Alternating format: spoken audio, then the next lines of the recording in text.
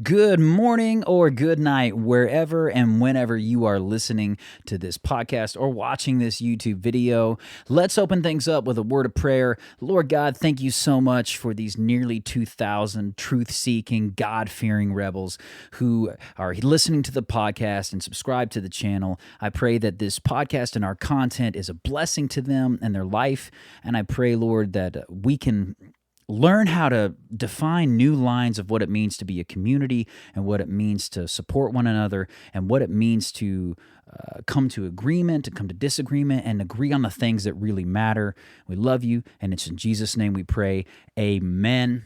Guys, legacy media is in a complete and utter disaster mode, recovery mode, damage control mode, whatever you want to call it mode, ever since Trump won the election. And as entertaining as it has been to watch some of these obviously left-leaning legacy media commentators and anchors just kind of lose their mind and kind of have these head explode moments thinking about how Trump actually won and the team he's putting together for his administration.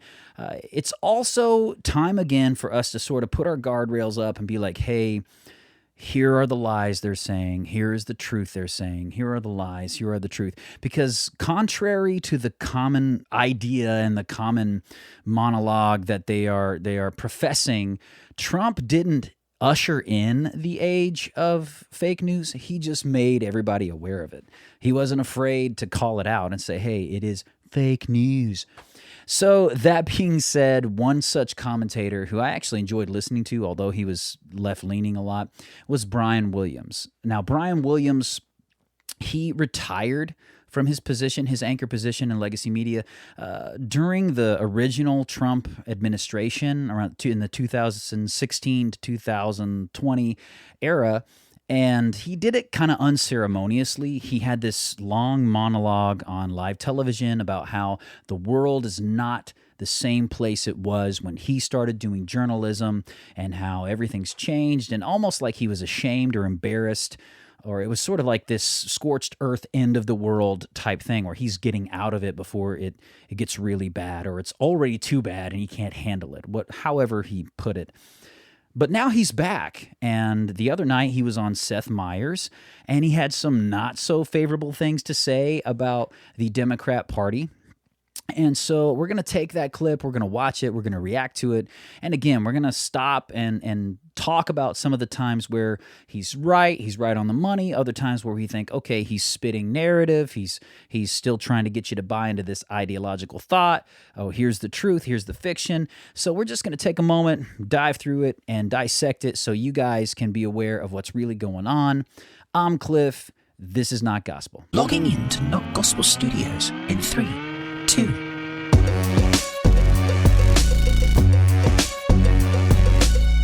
All right, so here we are, guys. Brian Williams on Seth Meyers Late Night. We're back with Brian Williams. You covered the first Trump presidency. I certainly will admit when that one ended, I didn't think we'd have another one, but here we are. It does seem a little, the guardrails are maybe down. Do you think that's alarmist to say, or do you think that based on his cabinet picks seems accurate?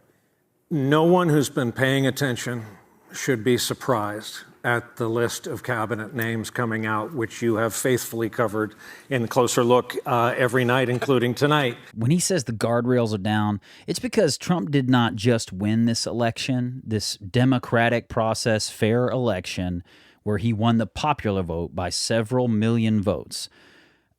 He demolished in this election. In fact, the entire nation pretty much resoundingly made it known to the Democrat Party that we wanted something different that was going on. Like 74 million voters voted for Trump. He won the popular vote. We won we won the presidency. We're getting a House majority. We won the Senate. It's like red is the new wave in America. And so I want to address that here because what has been said a lot is Trump is a threat to our democracy and MAGA is a threat to our democracy. Well, when people say that, when the left-leaning people and the Democrat people say that we're a threat to democracy, they're actually incriminating themselves because democracy has spoken, and Trump is America's president, in so much that the majority of voting Americans voted for Trump. That includes Latinos, record-breaking Latino votes for a Republican candidate, record-breaking black and minority votes for a Republican candidate, record-breaking votes in general for a Republican candidate. He won the popular vote, which means that America and Americans want Trump. This is the representative for democracy that they want. So when people start saying things like, oh, I never thought this would happen again, he's a threat to democracy, it's like they need to wake up and realize that they're kind of showing their card and saying that they're actually opposed to democracy because he won across the boards. This is what we were told to expect. And he weirdly is a man of his word with who he is picking. I mean, I wish he'd been a man of his word on other stuff, but here we are. Weirdly a man of his word. So he still wants you to think that Trump's just a liar. Okay, well, that's the classic left tactic. Let's degrade the guy. All right, sure, whatever. I have seen Trump, if he makes a threat, it's kind of like a promise. He's going to try his best to do it. I mean, he threatened to win, and look, he won. They debated today releasing the House ethics report on Matt Gaetz. That was something that, at least in the early days, it seemed like maybe they would do. But of course, the Republican Party tends to go along with what Donald Trump says. Are you surprised that they're not going to release it? I am not surprised. I think Marjorie Taylor Greene's threat over this past weekend that there's a lot that could come out about other sitting Republicans if they open this Pandora's box was notable. Yeah. I'm going to say that that's something that if you are deep in politics right now, if you're a political figure, left or right, Democrat, Republican, you probably don't want the veil peeled back on the skeletons in your closet.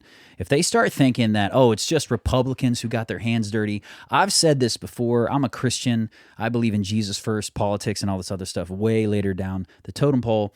But if you have climbed to the top of a corrupt political system, you haven't done it being squeaky clean. I don't think, and I've said it before, you cannot look to politicians, political leaders, as your moral or spiritual guides. It just makes no sense. You got to vote for policies only. So this is not a big threat to Republicans saying that, oh, we're gonna go back and we're gonna search the dirt on all of these guys in the Republican Party. That's a threat for politicians in general. And let's be honest, muckraking is a thing that happens all the time. The Dems, the Democratic Party, lost a lot of white working class voters. Certainly, their lead with non-white working class voters was eaten into by the Donald Trump and the Republicans. It did feel like the Democratic Party under Joe Biden did a lot of things for working class voters. Certainly, inflation was a giant issue. Messaging as well. Do you feel like they just failed to message what they had done for and had planned for the economy? So what Brian Williams is doing right here, first off, he says he's about to go scorched earth, essentially, on the Democrat Party. It is tough love time for the Democratic Party. I think it needs to be stripped down and rebuilt. I think that means a change in leadership. I want to know who thought it was a good idea that Joe Biden stand for another 4 years at 80 years of age and 37% popularity. What he said right there, though, is very disingenuous. Him saying, I want to know whose idea it was and who thought it was a good idea for an 80-year-old Joe Biden with a 37% approval rate to continue and to be in the election campaign again. Dude, that's a load of crap. He knows who said that. Everyone in the Democrat Party for 3 years was telling everyone in the public how fit and how sound and mentally fit and adequate Joe Biden was in this presidency. And we had to sit as Americans and watch him stumble up the steps of Air Force One and fall off his bicycle and turn into Ron Burgundy every time the teleprompter went off and not be able to string together like intellectual and intelligible thoughts when you turn the teleprompter off. I mean, we've all heard him say, pause, repeat the line, end quote. Like, this is Ron Burgundy in real life. And I feel sorry for Joe because he shouldn't have been the president. He was in the throes of mental decline. But that's a disingenuous thing. I want to know who thought it was a good idea. Dude, the entire Democratic Party was screaming, from the bows of the ship, he's our guy. He's totally fit. He's absolutely ready. And there's no one more prepared than him to lead the country. So that is just, come on, man. It's a bogus statement. Everybody, the whole party said that was the case. So then that saddled the party with a British-like short campaign season for them. I think it's insulting when members of the working class, which the Democratic Party has lost entirely in our lifetimes, to insist the economy is doing great. A 12-pack of Bounty is $40. Rich folks don't feel that. Poor folks already switched to Sparkle during the during the lockdown. That's true. That's true. And I think telling them that the NASDAQ is gangbusters is further insulting. It's insulting. I think the biggest unforced error of the Biden administration by far was the border. To tell people it's not a problem is insulting. For That's the true. working class to see incoming migrants getting welcome bags, debit cards, and motel rooms is probably insulting as well. That's not probably. Like, he can take the probably off that. When we don't have enough money for disaster relief, and when, like he said, groceries and gas is costing an arm and a leg, and people are trying to figure out how to make the ends meet, and they're American citizens, and we're watching illegal immigrants being put up in hotels and getting debit cards and gift bags and treating them like they're the first-class citizens. Like, that is a slap in the face, not just to the working class America, but to Americans in general. And it's a slap in the face to every legal immigrant who took the time and the money to get here the right way. Like, I have heard it said, my favorite argument in comparison that I heard about why these immigrants actually voted for Trump. You had a lot of Latinos for Trump and blacks for Trump. And the reason they gave is because they said, hey, if you were at Disney World and you were waiting on the ride and you'd been waiting in line for like 2 hours, and I hate lines, so when we go to a theme park and we're waiting in those lines and I'm waiting with my kids, it's just for my family, because I tell you right now, I would not be there. I would be gone in a heartbeat. I can't stand waiting in lines for 2 or 3 hours for a 30-second thing. But what they said is, if you had waited in line for 2 hours for this ride at Disney, and you get right to the ticket, you're about to get in your seat in the freaking coaster, and then these schmucks just come right up and cut right up in front of you and be like, hey, we're going to get on the ride right now, and we never waited a second, you'd be pretty upset about it. And that's precisely what the real legal immigrants felt when all of these illegals just flooded through our porous open border in the Biden administration. They felt like it was a slap in their face.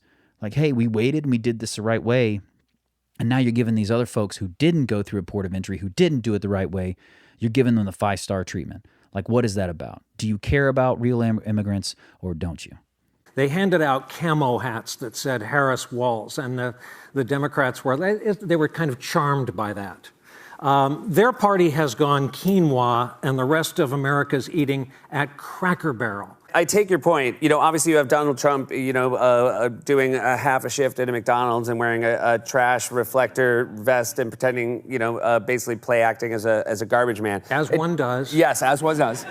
Let's not forget why Donald Trump play acted as a garbage man. Seth Meyers here is saying and trying to say, well, Trump did the same thing. He was trying to appeal to his voters by saying, I'll work a shift at McDonald's and I'll take out the garbage. No. He was trolling the Democrat Party. The reason he showed up in a garbage truck is because Joe Biden called 74 million Trump supporters garbage.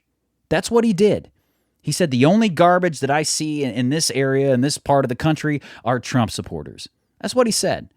So, no, he was not play acting as a garbage man to try and win votes. He was doing that to troll the Democrat Party. His campaign, let's just go ahead and say it, if you voted for Trump or not, his campaign was one of the smartest run campaigns on the planet. So many of his Trump ads were speeches Kamala Harris gave. And she'd talk about how inflation is crazy and how we've got to slow things down at the border and we've got to make some changes and how the American dream seems out of reach. Nobody can afford to even think about reaching their goals and their dreams. And he'd say, yeah, I'm Trump and I support this message, because it was her, people. It was the Biden-Harris campaign, the Biden-Harris administration that caused this problem. So it does feel like, right, it's almost like the Democrats have to figure out a different way to message, while the Republican Party has this way that nobody would have ever thought would be effective that Donald Trump is doing. They need to reach out to America again and be less about worrying so much about minority groups in society and in your party that you win the argument, but you don't win the election. This is up to them to decide. Are they tired of winning the argument, but not the election? So right there, I feel like Brian Williams, again, this is a part where he's just kind of spitting ideology and left-wing fake talk. Because the idea that they won the argument and lost the election, to me, is one of those moments where, Brian, you seem like a good dude. You seem like you got you're with it with your thoughts. You can articulate your thoughts pretty well. But let's face it, man. The proof that Democrats lost the argument is the lost election. They haven't been winning the argument and then all of a sudden turn around and lose the election. No. They've lost the argument. When Democrats, over in every debate that you see, when you look up all these debates, when the Democrats or the left-wing kind of, classic college student or whatever is hit with the hard facts from somebody who's not a crazy radical right-winger, but someone who's just a common sense American who has some values that maybe doesn't fit the mold of Hollywood and left-wing Democrats, and sits down and hits these folks with some facts, they would just freak out and rage out and be like, oh, well, you're just a hypocrite or a bigot or a racist or whatever, and they'd all turn to name-calling. You don't win the argument by getting emotional and name-calling. So the reality is the Democrats didn't win the argument. The fact is they lost the argument, and they lost it hard, and the proof is this lost election.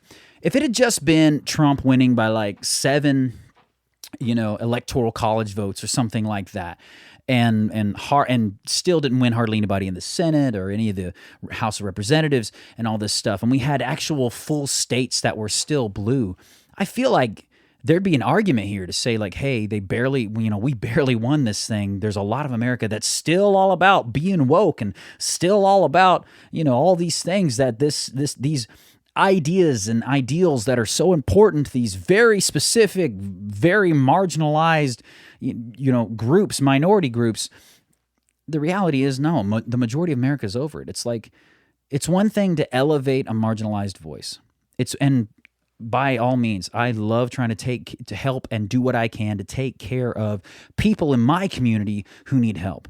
There are programs that we're involved in our church right now where we're trying to raise funds and making sure we're providing meals for the kids in our community, because our community has issues with poverty. And if you have a church in a community and there are issues of poverty and incarceration and drugs, and you're not doing anything about it and you're turning a blind eye to it, like, that's an indictment. You represent God, you represent Jesus, and you better be trying to do things about those problems in your community. I 100% affirm that. But the reality is, you can't sit and say, we won the argument, but we lost the election, when the majority of America is convinced you lost the argument and you lost it hard. 74 million people said, no, you lost the argument, and we want to go with the side that won and is winning the argument, the side that is giving us the facts, the side that has the statistics, the side whose values make more sense to us. That's what was on display in this election. And so I can't disagree with Brian Williams anymore with that last statement saying that Democrats are winning the argument. No, they're not. But here's the deal. My thoughts on this election. Am I excited about what's happened in the election? Yeah, I mean, I'm excited about a Trump win in the election because Trump made a lot of promises. And the reason people voted for him is because he promised change from what Biden and Harris were already doing. And now him and his team, which, by the way, Trump's team is a hodgepodge of former liberals, former entrenched Democrats, former moderates, former people in the middle, on the left. It's a party of unity. It really looks like, when you see his cabinet coming together, it looks like a party of unity, because it's not just entrenched, hardcore, diehard Republicans that have all continued. It's not the Mitch McConnells who are going to be in there for life. That's not who he's got.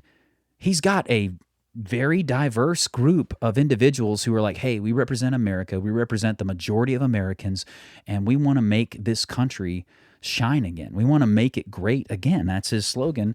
I tried to not say that slogan, but maybe my slogan needs to be, hey, we're here at Not Gospel Studios, keep being awesome, and we're going to try to make America awesome again. But anyways, what do you guys think about this? What do you guys think about Brian Williams and some of the stuff he said on Seth Meyers? Are you excited for this opportunity of this new administration and the possible change and giving Trump and his people the chance to deliver on all the promises they made? Are you excited about that? Are you one of the ones who feels like the world just ended and all your rights are going to be taken away and there's going to be a knock on your door and it's going to be like this Gestapo vibe of somebody trying to end your life because Trump got elected? Or, I mean, how entrenched are you in Trump delusion, syndrome or derangement syndrome, or are you just in the middle and indifferent? Are you hopeful? Are you embarrassed? Let me know what you think. Do you think democracy died? If that's you, let me know what you think. As long as you can be civil, as long as you can, debate points back and forth, we can talk, we can have a great conversation, and maybe even find some common ground. A suggestion for a Bible verse or a passage to read this week, check out Psalms 23. I've been living in it. It talks about what a good shepherd really looks like, what a good leader looks like, and how they take care and provide for their people. So it's Psalms 23. If you read Psalms 23 and you want to talk about how it met you, how it affected you in your life, or what you got out of it, meditating on a little bit, write that in the comments. God bless you guys. Thank you guys so much for watching, and keep being awesome. If you like this clip from the Not Gospel Studios YouTube channel, don't forget to share. Click on one of the other links and videos. You can find them here and here, and subscribe. I think it's down here. Tell your friends about us. Tell them that it's healthy, that it's vegan, and all of those things. Keep being awesome, because that's how God made you.